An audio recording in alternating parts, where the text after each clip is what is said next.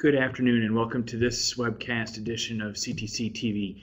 My name is Keith Carrington and I'll be your host and presenter today for today's webinar. I currently show that it is noon Eastern Time. We're going to go ahead and give it another minute or two as we have some people logging in, and then we'll go ahead and get started with today's topic, in which we'll be discussing the 2013 Omnibus Rule requirements for modifications to your business associate agreement and your notice of privacy practices. So again, we're going to get started here in just another minute or two. Thank you. Well, again, for those of you who may have just joined us, welcome to this edition of CTC TV. Our webcast today will be discussing the 2013 Omnibus Rule requirements for modifications to your business associate agreement and to your notice of privacy practices.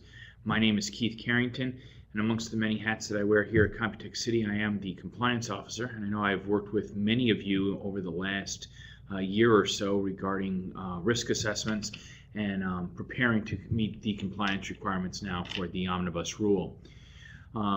As we get started today, I do want to go over a couple housekeeping rules with you for today's webcast.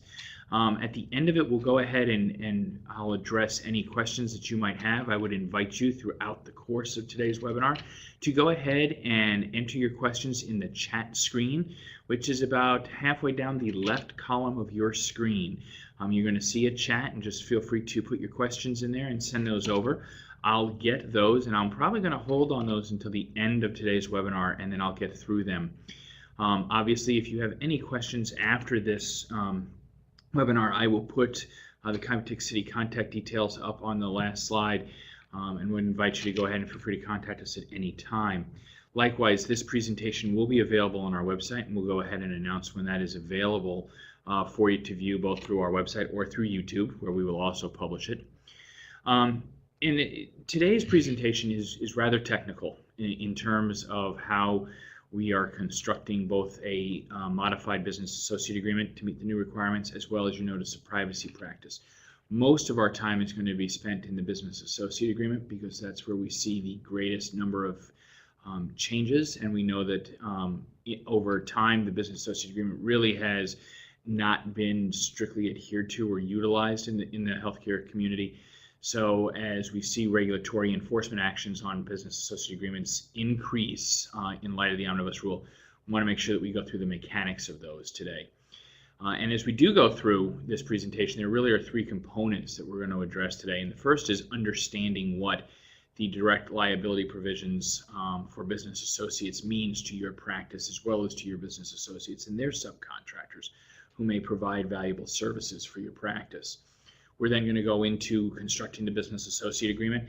And in this portion, where this is going to be the largest section of today's presentation, I've actually gone ahead and included sample language that you can use for the various required elements of the business associate agreement. Now, and as I'll touch on again when we get to this component in the presentation, this is sample language. It is not gospel. It is not absolutely required.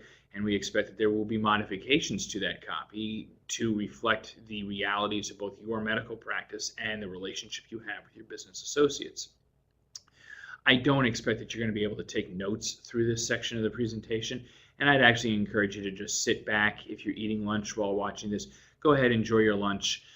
Sit back, relax, because we're going to make this PowerPoint presentation available to you afterwards. In fact, by the middle of next week, everybody who is registered for this presentation will go ahead and get a copy of this emailed to them. We'll also make a download available on our website. So feel free to just sit back. Don't feel like you have to take copious notes, because again, we'll put this in your hands by middle of next week, and you'll have all the sample language that we're going to cover on the business associate agreement. And then we're going to go ahead and conclude by talking about the notice of privacy practices. What needs to be done both in terms of modifications to the agreement or to the notice, but also what you need to do to distribute those to your patients. And then, as I said at the beginning of this presentation, we'll go ahead and we'll take your questions, which again, you can chat to me right on the left-hand side of your screen, about halfway down, just above the CTC TV logo, you'll see a chat screen. So feel free to put those questions in there. Without further ado, then, I'd like to go ahead and jump into today's presentation. And I have to go ahead and provide this disclaimer to you, and that is that the information in this webinar was prepared and presented by a non-attorney. Although I am a healthcare compliance officer, I am not an attorney. So nothing in this webinar constitutes legal advice, and I would encourage you not to rely on this for legal advice.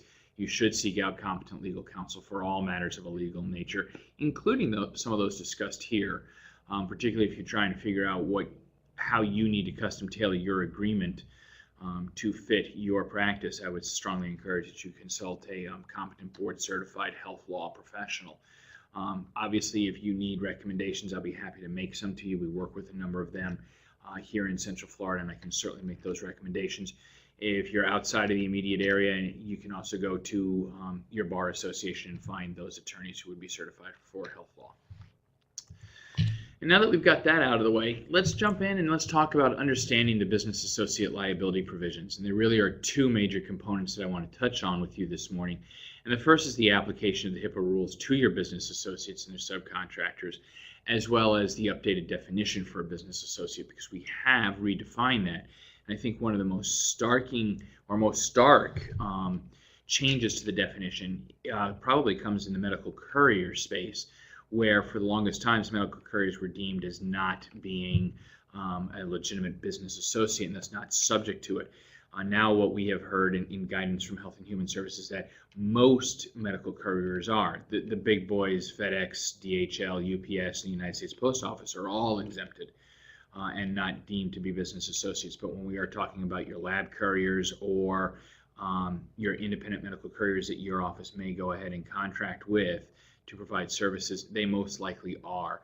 We're not going to jump into the definitions of determining how or if they are actually a business associate based on the amount of business they do in healthcare versus other verticals such as financial markets or goods delivery. But we're going to work off of the premise that they are, at least for purposes of any examples that I may cover today. And again, if you want to discuss in more detail about your courier or any other changes to the definition of a business associate, we can take those offline even next week. You can feel free to contact me and I'll be happy to talk to you about that. So let's first dive in and talk about the business associate requirements under the omnibus rule. Obviously, direct liability has now been placed onto the business associate. They are going to be held to the same standards as a covered entity. They are now subject to the same enforcement and oversight and audit requirements that you are. The Office of Civil Rights now has the same authority for a business associate and their subcontractors as they do with you. So this is going to be a big change, particularly for your vendors, because they are now subject to the same exact standards and they'll be held directly liable. And in some cases, criminal liability will attach to them just as they would to a workforce team member in your organization. So with that said, there really are five big requirements for the business associate. First and foremost, they may use and disclose PHI only as is permitted or required by your business associate agreement or by law. So again, if you are one of those practices that really has not been keeping up to date with your business associate agreements and making sure that you're executing them with 100% of your business associates, you really need to at this point. And you may start getting pushback from your business associate asking you, where's that agreement? Because that really defines what their standard will be and what their requirements are in terms of the use and disclosure of PHI. And I want to put a caveat here too, and that is that the business associate is not responsible for drafting the business associate agreement and presenting it to the covered entity. It is actually the covered entity who's in the controlling position, and it is as such your responsibility to have a business associate agreement ready to execute when you enter into that relationship with the business associate, and it's also your obligation to ensure that it gets done. Now, there is some ownership for the business associate, and that ownership is that they need to be pushing back if they don't have a business associate agreement. I know firms like ours, we do keep a business associate agreement tailored to healthcare IT support or medical billing support on hand for our clients if it's needed. But not all business associates will, and you should not expect that they're going to be coming with the agreement. Furthermore, they're going to rely on the business associate agreement that they execute with your practice to help frame the agreements that they would then have to go and create for their subcontractors, and we'll touch on that a little later.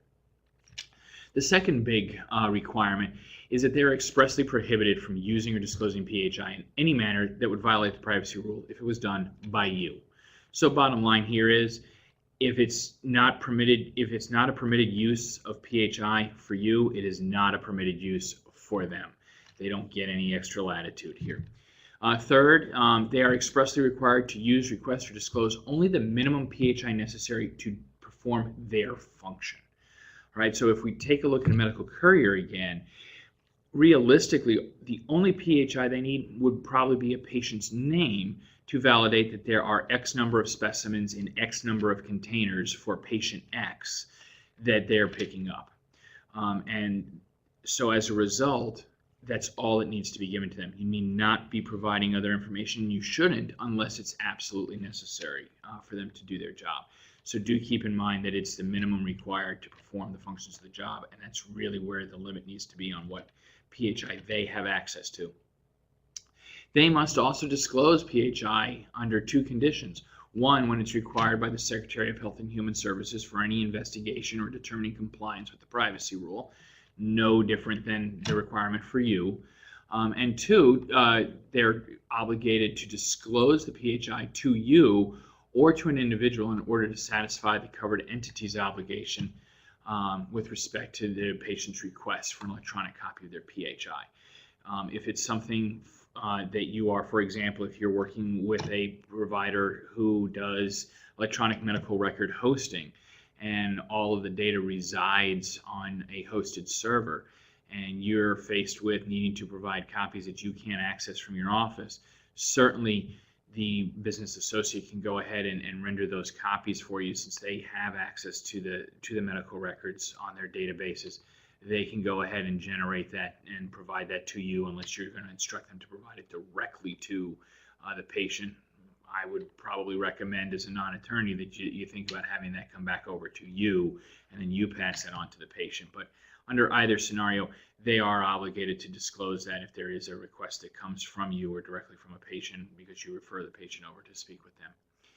And then lastly, they're required to take reasonable steps to cure a subcontractor's breach or end the subcontractor's violation under their contract. And here, it really puts some onus on the business associate, because if they have a subcontractor who's working for them and they are breaching the terms or violating the privacy or security rules, then it's up to the business associate to go ahead and cure that violation and work with the subcontractor to cure it in a timely manner. However, if that subcontractor is not able to come into compliance, then the law is very specific, and the business associate must terminate that relationship with the subcontractor. So again, it puts an onus on you as well to make sure that if you're interacting with those subcontractors, that you're watching them and you're paying attention, because if you see that there is a violation or a perceived violation, or even risky conduct that could lead to a breach, you need to bring that to the attention of the business associate right away, and it is their obligation to go ahead and cure that issue in a very timely manner in order to cease that violation. And if they can't, then they need to move on and choose another subcontractor. And it's certainly within your purview to encourage them and require them to make that change, again, if you're not getting that compliance that needs to happen. So with that mouthful said, let's talk about who is a business associate. And I took the latest and greatest definition that came out January 25th of this year, when the new omnibus rule was published in the Federal Register. And this comes directly from Health and Human Services as any person or entity, so this could be an organization as well, who is not a member of your workforce. So it's not your staff, it's not your doctors, not your practice administrator, who performs functions or other activities on behalf of or provide certain services to your practice that involve the access by that entity or person to your protected health information. Prime example for those of you sitting on this webinar with me today who are clients of Computech City, we would be a business associate. We always have been. We're not changed under this definition, but because we provide healthcare IT support, we provide hosting, and a myriad of other IT services, we would be. Your medical billing company, if you outsource medical billing and your revenue cycle management functions, that vendor would also go ahead and be a business associate. You're hosting your EHR, whoever's hosting it is certainly a business associate. So if there's access to the PHI, then they're going to be a business associate. Also included again are the subcontractors that create, receive, maintain, or transmit PHI on behalf of a business associate. We had touched on that a minute ago, so I won't belabor that point any further. All right, so now that we've got the framework, at least a high-level framework, we could probably spend a couple hours drilling into this, and I know none of you want to sit here and listen to that, so I won't bore you with it. But let's go ahead and jump in then to revising the business associate agreements. And really what we're going to cover here are two different components. The must-have elements, so when you dust off your business associate agreement template that hopefully all of you have, you're going to pull that out, dust it off. Let's go ahead and make sure that it has all of these must-have elements. And then I'm going to provide you and walk through the recommended language. And again, as I had stated at the beginning of this webinar, and I know several people have joined since we started, I've gone ahead and listed in here draft language directly from Health and Human Services. So this is possibly good content for you. You need to still read it and make sure that it applies to your practice and covers the scope of the relationship that you want to see achieved with your business associate. So I expect there'll be some editing to these for you. However, what I've done is where you have options, where there's one or more options that you could apply to that language, I call those out. I also provide some instructions. So again, when you get the PDF of these slides, each slide that has that copy on there, that sample copy, you'll also see the options spelled out. You'll also see the instructions. We're going to go through those on this webinar as well today. But again, don't feel that you need to take notes as we jump through them. So let's pick up with those must-have elements. So part one, the first three elements that we need to have in any business associate agreement is that you're going to establish the permitted and required uses and disclosures of PHI by the business associate. What are they able to do? What are they permitted to do? And when are they required to disclose PHI? Two, you're going to provide that the business associate will not use or further disclose the information other than permitted by the contract or law. So this is going to be your limiting clause. You're constrained to only do it to the terms of this agreement and to perform under this agreement and those as required by law. And when we state as required by law, keep in mind we're talking not only federal law as it pertains to HIPAA, but we're also talking about the state laws. For many of you, that will be Florida law that governs both patient privacy rights as well as security of patient data.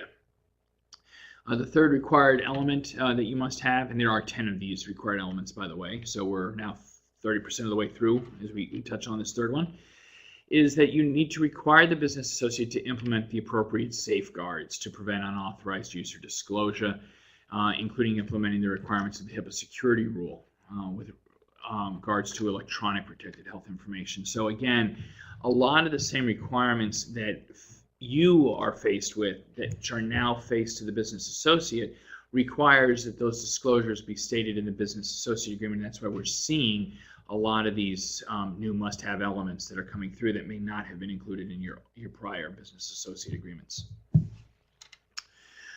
Fourth, you're going to require the business associate to report to you any use or disclosure of the information not provided for by this contract, and those would include any incidents that constitute breaches of unsecured protected health information, and I would dare say any potential breaches of unsecured protected health information.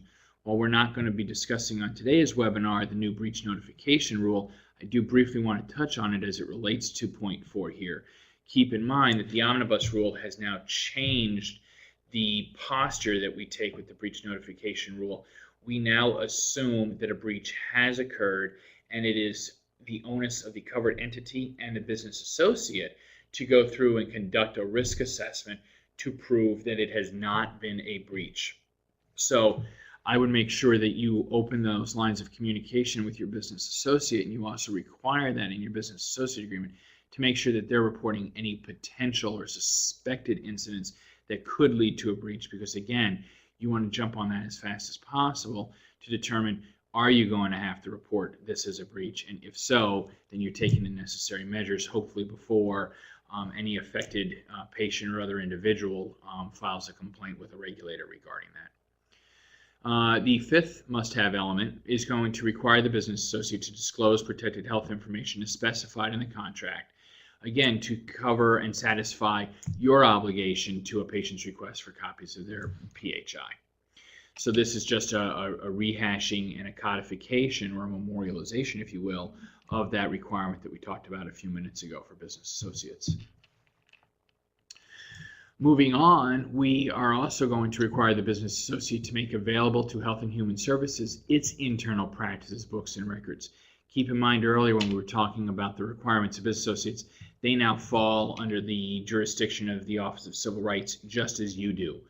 And just as your books, your internal practices, and your records are subject to inspection and audit by Health and Human Services, both OCR as well as the Office of Inspector General, so too is the business associate. And we want to make sure that you're codifying that in the business associate agreement so that they are put on constructive notice right at the beginning of their relationship with you, that one, they need to make sure they're maintaining these records, and two, that they're going to make them available directly to HHS when necessary.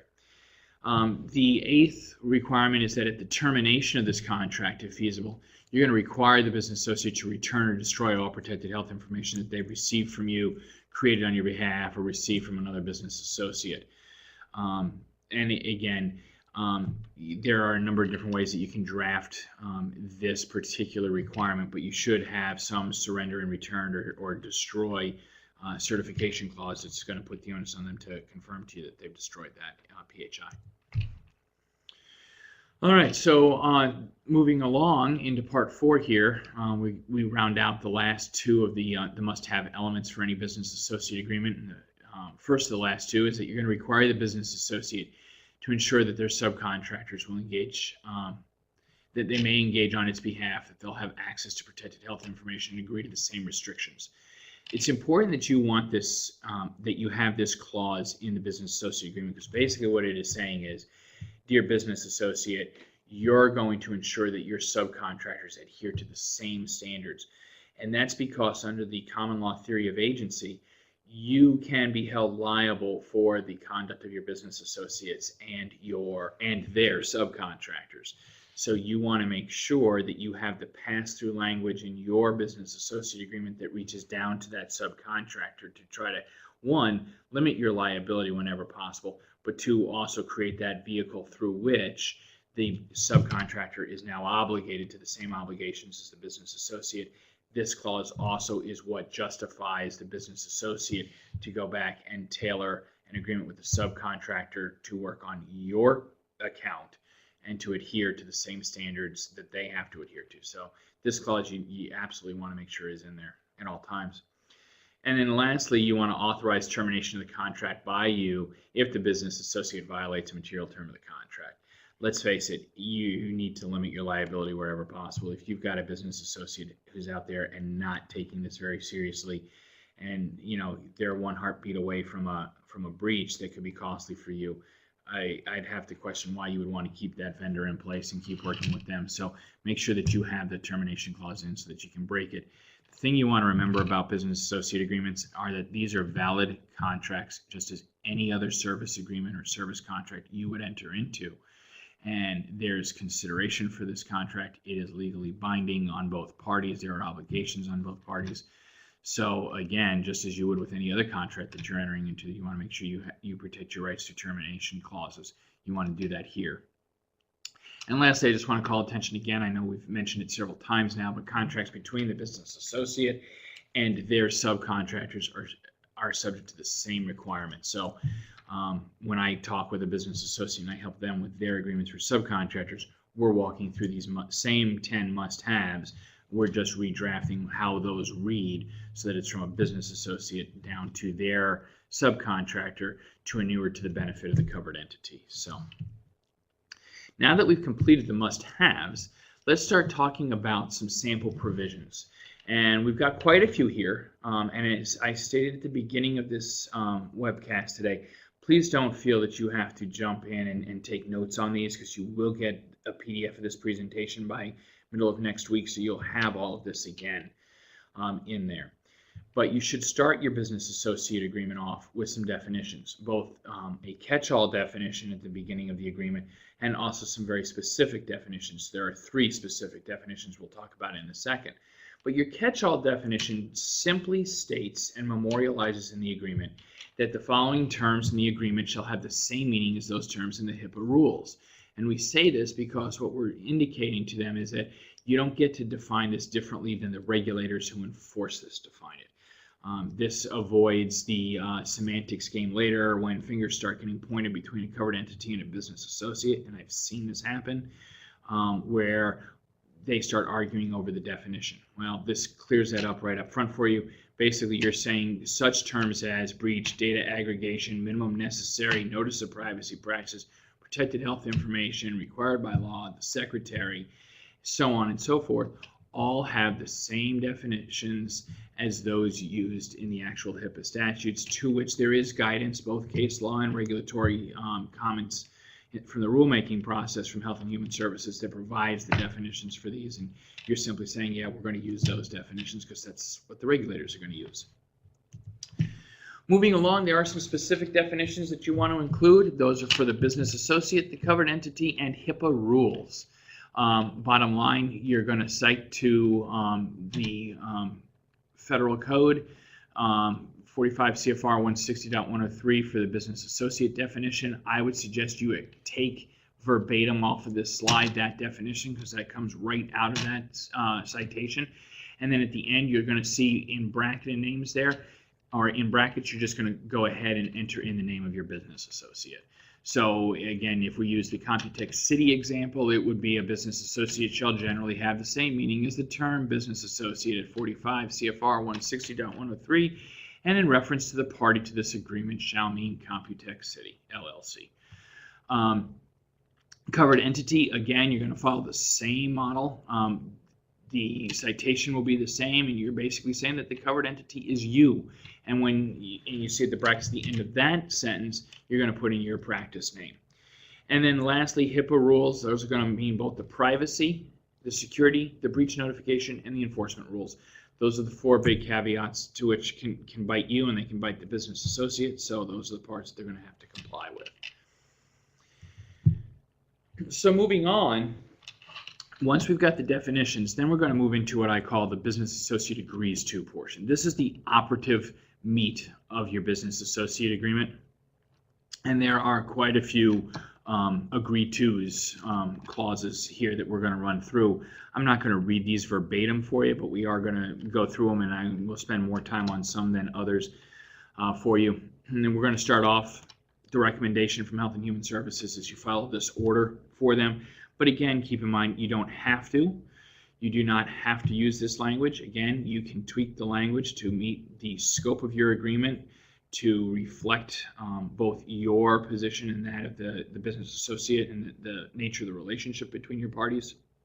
I should also point out that while these are compliant language examples for HIPAA, they do not necessarily absolve you or adhere to the requirements for state laws. And again, keep in mind, here in Florida, HIPAA does not preempt state law as it regards to patient privacy and data security. So again, this is where working with a certified compliance officer, a certified risk manager, or your attorney would be helpful, because you're able to go and make sure that the language is going to not only satisfy HIPAA requirements, but also those state requirements.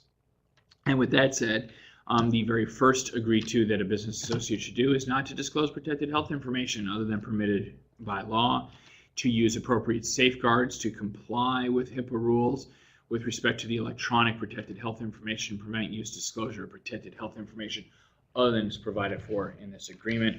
The catch-all in here also includes written and oral, and if you want, you can actually include those words here, but it's not necessary. Moving along, the next agreed to clause would be that they're going to report to you any use or disclosure of protected health information that's not provided for in the agreement. And here, down here, you're going to see some bracketed instructions for you. You might wish to add additional specificity regarding the breach notification obligations to the business associate. What's the time frame that they have to report it once they know about the issue? Who's going to handle the notifications to the patients? Who's going to notify OCR and potentially the media if a media disclosure has to be done on behalf of the covered entity? You may wish to control a lot of that, or you may wish to burden shift some of that back over to the business associate. So using this clause, you may want to go ahead and tailor in that specificity. Moving along, you're also going to put in the clause that the subcontractors will adhere to the same restrictions, conditions, and requirements that apply to the business associate. Next, you're going to want to ensure that there's a clause that the business associate agrees to make available the protected health information in a designated record set. And you can choose either to the covered entity or to the individual or individual's designee as necessary to satisfy your obligations. Now, in here, you may wish to add some additional language regarding how the business associate will respond to the request for access that the business associate receives directly from the individual. So if your patients know who your business associate are, what happens when the patient reaches out to them and not directly to you? Not a very common occurrence. I don't know that we would see a ton of that, but certainly if you are working with a clinical research firm on studies, this could be certainly one example. Again, they may know that, hey, you send information over to LabCorp. I know LabCorp always does the diagnostics on my labs that are drawn in your office, so I'm going to go to LabCorp and ask for this information directly. Now again, LabCorp, not necessarily the best of examples because they're probably not going to sign a business associate agreement with you, being as large as they are. But then again, if you're using a local lab, a smaller lab, then you should probably have a business associate agreement with them, in which case then you're going to want to specify how are they supposed to handle it. Are they supposed to refer the patient back over to you, or should they go ahead and fulfill that obligation? And if they fulfill the obligation, how are they reporting back to you that they got the request and that they fulfilled it? Now, if I haven't put you to sleep yet, then I must be doing something right. So we're going to keep plugging along on this one. Next is that to make any amendments to protected health information in a designated record set as directed or agreed to by the covered entity. So this specifically addresses, are they going to be making modifications or amendments? Are they going to be doing data aggregation and data scrubbing, i.e. is your billing company going to be able to correct coding issues or other issues as they start processing the claims that they see occur themselves. This is where you're going to want to obviously add some specificity to how they're going to respond to the requests again, just as they would before, and then how they're supposed to go ahead and make those amendments and obviously report that back to you. Moving on next, you want to obviously have the business associate agree to maintain and make available the information required to provide for an accounting of disclosure of PHI. So this kind of goes back through, as we were just talking, how are they going to be accounting for any release that they make. Next clause is that the business associate will agree to the extent that the business associate is to carry out one or more of their covered entity's obligations, that they'll comply with those requirements in the performance of obligations. And then next, that they'll make their internal practices, books, and records available to the secretary in determining compliance with HIPAA rules. So those are the next two clauses that you want included. Next, we're going to start talking about the permitted use and disclosure requirements. Now that we got through the general business associate agreements too, now we're going to get into nuts and bolts around the permitted use and disclosure as it pertains to the business associate and ultimately also to their subcontractor. First, the business associate may only use or disclose the protected information in one of two options. And here what you're going to do is you're either going to provide a specific list of permissible purposes. So you're going to be very specific about what it is they can do. Or if you don't want to provide that specific list here, or if you know that there's some wiggle room, that there's going to be some additional options and there's going to be some additional work done, or that it's a very fluid support relationship between you and your business associate, then you might want to you may want to, instead of putting that specific list of permissible purposes, reference an underlying service agreement, such as necessary to perform the services set forth in our service agreement. So again, using Computex City as an example, if you have a managed service agreement or an EHR hosting agreement with us, you might want to state that, you know, we're only able to use and disclose the information such as it was set forth in the service agreement and is necessary to perform those services. So that certainly gives you a more vague option. Now, in addition to other permissible purposes, you may wish to, or you should probably specify whether the business associate is authorized to use protected health information to de-identify the information or if you're going to do any de-identification. Again, sometimes we see this happen with the medical couriers, where they will have certain information that available to them when they pick up those specimens to validate for your practice that they are picking up specimens related to patients. But at that point, they may wish to de-identify a lot of that information. You may want them to de-identify some of the information you're giving them. Then you also need to spell out how that's going to be done and what they're permitted to do, or how you're going to handle that in their place. The next one, moving on to this, is that the business associate union may disclose protected health information as required by law. Again, this is a vague term, and it will apply to both state and federal law. This is pretty much boilerplate text that needs to be in there. It's really not a whole lot of customization you can do, so I would probably just take that verbatim and drop that in. When we talk about item C here, the business associate agreement agrees to make use and disclosures and requests for protected health information. Again, you're going to be faced with two options: consistent with your minimum necessary policies and procedures, or subject to the following minimum and necessary requirements. So again, option one in this case provides vague, and it's going to refer back to your minimum necessary policy and procedure that hopefully you have on file that defines what is minimum necessary, in which case you're just simply going to reference back to that agreement and you're going to let that agreement control. Or option two, you can become more specific and actually include those minimum necessary provisions that are consistent with your policies and procedures that they have to follow. Halfway through. Thanks for hanging in there so far on this part, but as I indicated in the beginning, this is going to be our meaty section to this presentation today. Moving along, the business associate may not use or disclose protected health information in a manner that would violate, as you can see, the citation, which is subpart E of the 45 CFR Part 164, which basically states if you can't do it, they can't do it. So you have that language here. The next clause down is an optional clause, and this will be put in when it's appropriate to do so, and it may not be included in every one of your business associate agreements. And I know there may be some people groaning, going, oh, I really was so hoping we could just create one business associate agreement template and be done with it. Well, you might want to create one, in which case then what I would say is make sure you include all of these optional clauses, and there will be more as we go through that you're going to see that are optional.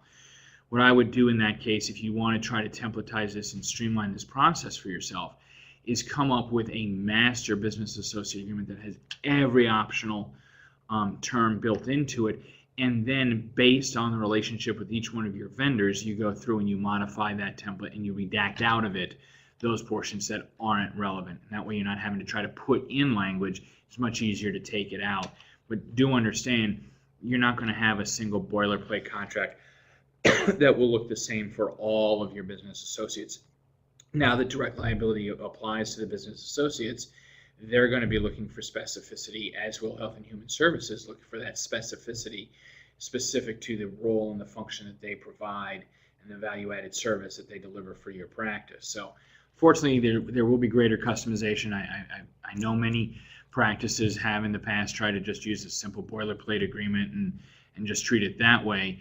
And unfortunately, you're going to be getting more specific now. So again, with E here, which is optional, and others that you'll see, you might want to put those in a template that you can strip out easily enough. It's a simple highlight and delete. But this first optional clause basically states that the business associate may use their protected health information for the proper management and administration of the business associate, or to carry out the legal responsibilities of the business associate. So again, if you're talking about a credentialing vendor that you have that handles credentialing and licensing for your practice and your physicians, obviously if they have access to PHI, they're going to need it for management of their firm. Then they have the right to do so. Similar issues pop up on the medical billing side as well. If they have to use the information on Medicare self-audits that they have to perform and report back, then they obviously have that right to use that data. So that's an optional clause, and again, it's not going to be relevant for every one of your vendors. Next, F is also optional. This one states that the business associate may disclose protected health information for the proper management and administration of business associate, carry out the legal responsibilities of the associate, provided the disclosures are required by law or the business associate obtains reasonable assurances from the person whom the information is disclosed to that it will remain confidential and used or further disclosed only as required by law. So this kind of builds on the last one. There's a couple other teeth and requirements put into this one. And again, it's optional language, so you're going to want to evaluate it to see if it's something that you, one, want to put in, and two, that you need to put in. May not apply, or you may not be comfortable with it, in which case leave it out. Certainly in letter G, again, an optional clause, and this one states that the business associate may provide data aggregation services related to healthcare operations of the covered entity. Again, if your vendor is not involved in data aggregation, this clause has absolutely no business in their business associate agreement, so I would make sure that you don't include it as a blanket clause. Excuse me. Notification of privacy practices is the next option. Obviously, you need to, this is not the notice of privacy practices that you provide to your patients, but this is language in the business associate agreement notifying the business associate of your privacy practices and their compliance with them.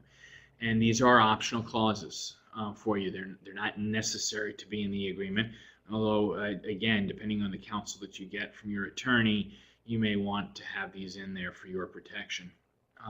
First one is that the covered entity shall notify the business associate of any limitations in the notice of privacy practices of the covered entity, such that those limitations may affect the business associate. So again, when we start talking in a few minutes about revising your notice of privacy practice, if there are limitations there that are going to affect the use of PHI by your business associate, then you're going to want to let them know about those limitations.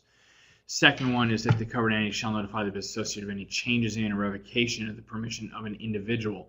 So again, when you have a patient who now restricts what data is to be used, as we're going to find out, patients do have the right to opt out of and prevent you from sending treatment information and their PHI to an insurance carrier or a third-party payer if the patient's paid in full cash and nothing has flown through that insurance carrier for that treatment. So again, if we start having some of those patient limitations on their data, which we're going to see more of now that we've expanded the individual's rights under the omnibus rule, then you're going to want to make sure that you're notifying the business associate of those one-off instances if necessary, and they're going to have to account for it. So that's what this clause covers. And then the third clause simply states that the covered entity shall notify the business associate of any restriction or use or disclosure of protected health information that you as the covered entity has agreed to or is required to abide by under federal statutes. So again, if there's some limitation that you are voluntarily or obligated to adhere to, you're going to need to pass that down to the business associate, and that's what this clause in the agreement states. So let's talk about permissible requests by the covered entity. Again, an optional clause here, and this is basically states that you shall not request the business associate to use or disclose protected health information in any manner that would not be permissible under there. This is a clause you may have the business associate want to know that they're not going to get pressured to do something that the covered entity can't do. Again, if you recall back a few slides, we have other language in there that says the same thing, just worded a little differently. This could be another section basically that's a reiteration and speaking directly to the business associate and stating that you are not going to be making any request of them to do that. So again, noting that these agreements are usually negotiated between you and your vendors, this might be a clause that either you feel you need to put in or you may be asked to include it. Excuse me. Next comes term and termination. As with any service agreement, you want to make sure that you have a specified term and that you have your termination clauses in there. I frequently get asked, well, gee, how long should this be for? Do I need to redo it every year? You certainly need to be evaluating them every year. I would indicate that you have a one-year term unless you've entered into a longer service agreement. If you have a vendor and you're in a 3-year or a 5-year service agreement with them, you may want this to carry over for that time, but if that's the case as well, then you also want to put in a clause that you reserve the right to amend this agreement per any regulations or requirements, including changing business needs from time to time with appropriate notice and input from the business associate. That way you're not locking yourself into a hard and fast business associate agreement for more than a year that doesn't give you the right to make some edits to it. And then you're going to basically insert the effective date that it's going to start and it'll terminate on. You're going to insert the termination date or the event. So if this is a limited project that you have a business associate coming in for, For example, you've got a compliance company, they're going to do a risk assessment, they're out the door in 2 months, great, then put in there at the end of the event. In that way, if there's some wiggle room, it could take us 8 weeks, it could take us 10 weeks to do this project, then go ahead and put it in at the conclusion of the project, and then you don't have to put a specific date on there. Termination for cause.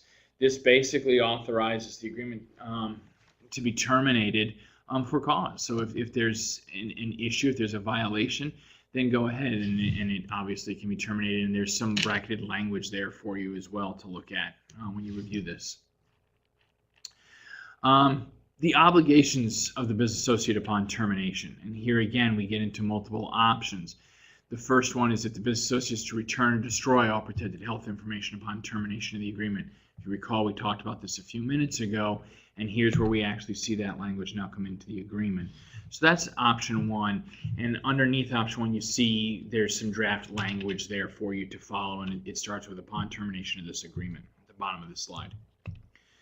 Now option two states that if the agreement authorizes the business associate to use or disclose protected health information for its own management and administration or to carry out its legal responsibilities, and the business associate actually needs to retain the PHI for such purposes after termination of this agreement, then you need to put that language in there, and that draft language is there for you at the bottom of the slide again.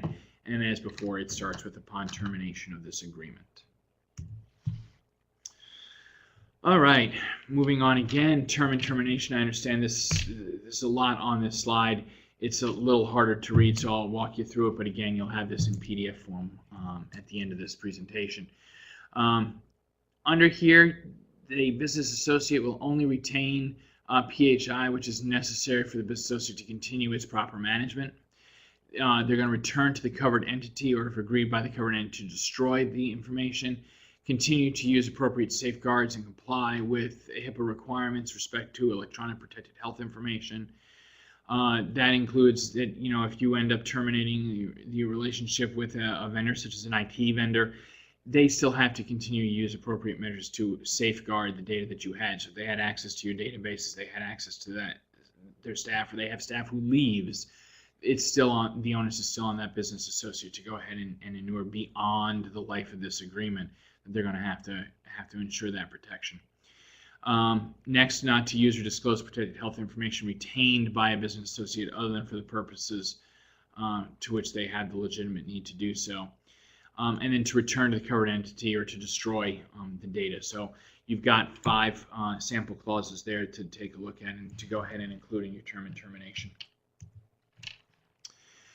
And then the last part is our survival clause. This goes hand in hand in any agreement as well, and obviously the obligations of the business associate under this section shall survive the termination of this agreement. And again, you need to have a survival clause, because what that does is it provides the constructive notice to the business associate that all of those things that inure beyond the life of the contract have to still be in. Those safeguards still have to be maintained. Without the survival clause, they could legally go ahead and get around that. So you want to make sure that it's in there. It's a very short sentence. As you can see here, I just copy and paste it into yours. There are some miscellaneous provisions as well. Again, these are all optional. One is the regulatory references. This basically is an informational disclosure provision. It simply states that a reference to this agreement to a section of the HIPAA rules means the section as it affected or as amended.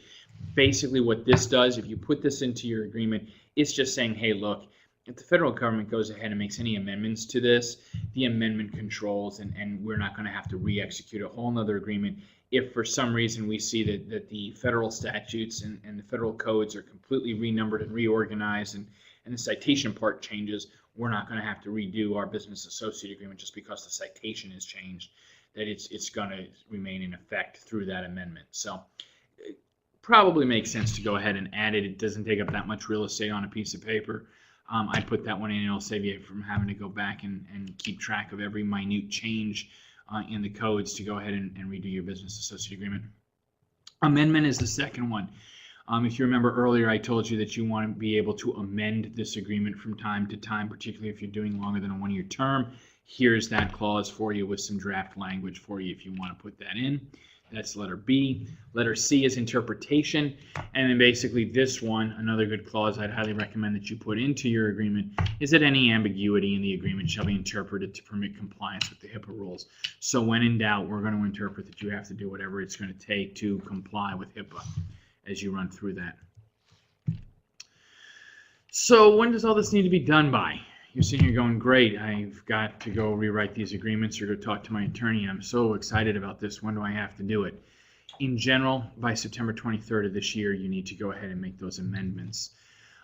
If there's an existing agreement, however, that was in effect on January 25th of this year, and a new agreement is not necessary then until the earlier of the following, upon modification or renewal, or September 23rd, 2014, whichever comes first. So let me back up and reiterate that. For your existing business associate agreements, if they were in effect on January 25th of this year, and January 25th was the publication date of the omnibus rule in the Federal Register. So if on that date the agreement was already in force, then you do not need to go and rush to have that agreement amended and revised by September 23rd of this year. However, upon that existing agreement's modification or renewal, it must now include all of the new requirements under the omnibus rule. So you'll need to edit it whenever you're going to modify or renew it. And or you have an extra year, and you must ensure that this is in compliance by September 23rd of next year. It's just whichever is going to happen first. So again, if on January 25th you had 4 years left on an agreement that was in place, say for 5 years, then September 23rd is going to be the date. But if on January 25th you had a business associate agreement, it's going to expire this November, and you're going to renew it, great. Then you're going to renew it in November. You don't have to worry about forcing it early on September. You can wait till the November modification or renewal date to go ahead and do that. All right, so we got through the business associate agreement. I told you that was going to be the ugliest and longest part of today's presentation. Thank you for hanging in there. I know we're approaching the 1 o'clock hour, and I know I'm asking a lot of you to hang in there, but if you can hang in there with me for a few more minutes, we're going to get through the notice of privacy practice fairly quickly, and then we'll hopefully have a little time for questions. And if you need to scoot, that's fine. Afterwards, I'll give you my email address. You can feel free to contact me by phone or email, and I'll be happy to address your questions. So let's talk about the required revisions and the guidance on communicating the changes to your patients. So there are some required provisions. You must have a statement in your notice of privacy practice that the following uses and disclosures will be made only with authorization from the individual, i.e. the patient. Use and disclosures for marketing purposes. Use and disclosures that constitute the sale of PHI. Most uses and disclosures of psychotherapy notes. So again, if you're a covered entity that maintains psychotherapy notes, and if you're going to be disclosing that to a third party, that includes law enforcement and the court. So for those of you who may do interventional psychiatry work where you have a lot of court-based referrals, law enforcement referrals, pre-prosecution diversion referrals, and those notes need to go back to either a caseworker, a probation officer, an officer of the court, law enforcement, then you need to make sure that that's also covered in here. And then lastly, other uses and disclosures not described in the notice. This basically is your catch-all, because we don't expect that you're always going to be able to anticipate every possible disclosure. By having this catch-all in there, you're not going to cover yourself from that. So make sure that you have that statement in there. Here's some other required provisions. You need a statement regarding an individual's right to notice in the event of a breach. And there are some very specific requirements there. I can send you those requirements, but bottom line, you're going to want the statement in there that they do have the right to notice in the event of a breach. Patient also has a notice of the right to opt out of fundraising communications. All right, so if you engage in any fundraising activities of any kind, and you're going to communicate to your patient base, understand that patients do have a right to opt out, and that needs to actually be verbalized, or memorialized rather, not verbalized, needs to be written into your notice of privacy practices. Now, a statement about the individual's right to restrict disclosures of protected health information also needs to be included in there. And this restriction applies to health plans if the individual has paid for those services out of pocket in full. So if I come to you as a patient and I pay 100% of the services for a particular issue that I have that I'm seeing the doctor for, out of my pocket, cash, nothing is being paid for by the health plan, then I do have the right to restrict the disclosure to the health plan in there. And again, if you need more clarity on that, please let me know afterwards. I'll be happy to provide that. There are a couple things that are no longer required in your Notice of Privacy Practices, and you may wish to delete those. You're not obligated, though, to delete them. If you want to leave them in, you can leave them in, but you don't have to have them. And the previous required statement that the covered entity, i.e. you, may contact your patients with appointment reminders, information about treatment alternatives, and other health-related benefits or services may at the option be deleted from this notice. So again, if you have in there, and most everybody does because it's been required up until this point, so hopefully they are in there right now, that you're going to do appointment reminders, prescription refill reminders, information about treatment alternatives, other health-related benefits or services, you can actually go ahead and strip those clauses out if you want to. If you want to leave them in, you can certainly leave them in. Might be a good discussion, again, if you're talking with your attorney, particularly if your attorney is helping with your business associate agreement, you may want to go ahead and run this one by them as well and get their opinion if you don't have a strong opinion one way or another yourself on that. So what's the compliance mandate? Well, guess what? You must revise your Notice of Privacy Practice by September 23rd of this year. There's no way around that one. It's a hard and fast rule. And the revisions that are done have been deemed to constitute material modifications to the notice. Therefore, it triggers mandatory disclosure to your patients. Now, there are several different ways that you can do that. The revised notice must be available to all existing patients upon request. It must be posted on both the provider's website, if you have one. If you don't have a website, obviously, you're not going to go build a website just to put the privacy practice on there.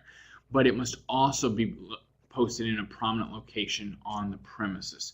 And that does not mean buried, taped to some desk below the counter in the window in the lobby. It needs to be out and available to be seen. You can certainly put it in a frame. If you already had your Notice of Privacy Practice in frames hanging on walls, I'd go ahead and replace them and do that. But I would also certainly probably put in red at the top of it that this is new as of the effective date, so that your patients can see them there. With regards to your website, it must be one click away from your homepage.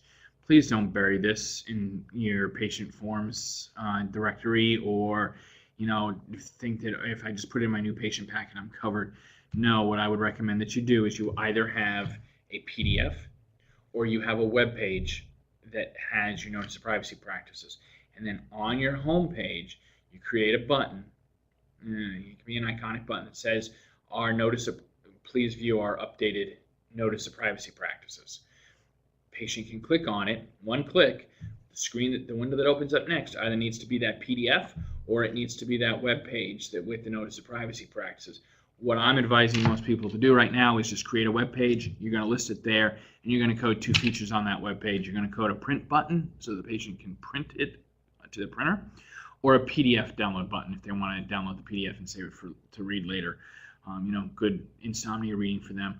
And let's face it, we know that patients don't really read these things, but it needs to be amended. So that's what I would do. Have the web page, print button, PDF button, and you'll be fine from there. But again, remember, it needs to be one click from the home page.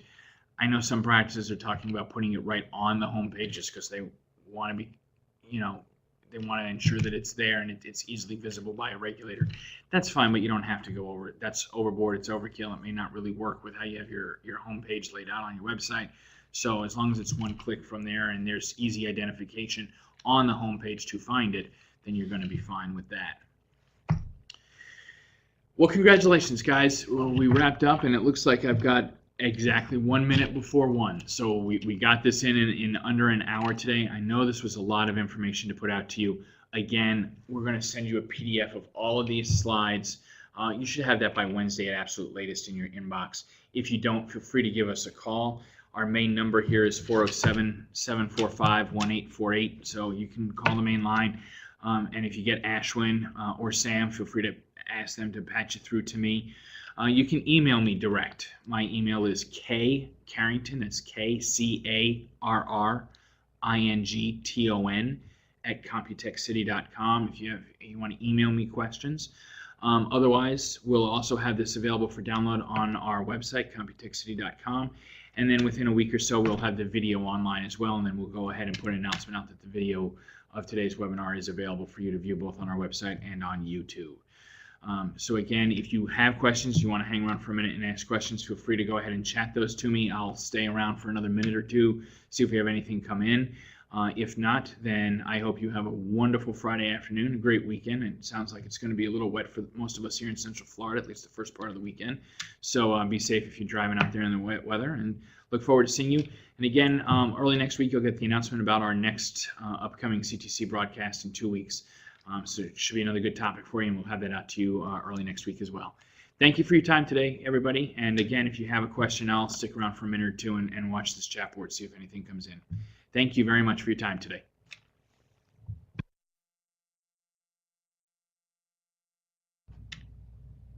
Knowing that I'm not seeing anything at this point, I'm going to go ahead and we'll close down today's webinar. Thank you very much again for your time and your attendance today. I greatly appreciate it. I hope you have a wonderful weekend, and if we can be of any assistance to you as you go through and you're navigating, whether it's the business associate and NPP requirements or any of the other omnibus requirements, feel free to give us a call. We'll be more than happy to help you out as best we can, and again, we can make referrals to an attorney if you need that as well. Thank you very much. Have a great weekend, everybody. Bye-bye.